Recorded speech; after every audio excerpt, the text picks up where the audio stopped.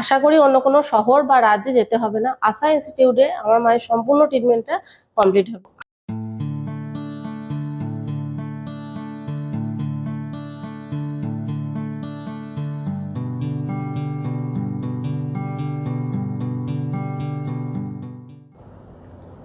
ইনি হলেন আমার মা সাগরিকা চট্টোপাধ্যায়।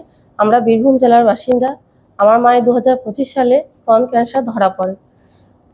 তো ক্যান্সার ধরা পড়ার পরে আমরা ডক্টর কৌস্তভ মণ্ডলের সাথে যোগাযোগ করি। উনি আমাদের 8টা কেমোথেরাপি নিতে বলেন। ওনার বীরভূম জেলায় 8টা কেমোথেরাপি চলেছে। তারপরে উনি ডক্টর ইপ্সিত মিশ্রর সঙ্গে আমাদের যোগাযোগ করিয়ে দেন।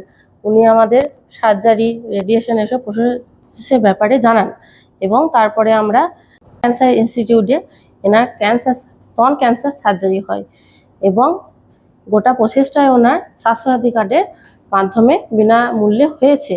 এরপরে এনার রেডিয়েশন চলছে, চলাকালীন ওনার আজ 4র্থতম রেডিয়েশন। গোটা প্রসেসটা হয়ে যাওয়ার পরে উনি ক্যান্সার রোগটা থেকে মুক্তি পাবেন।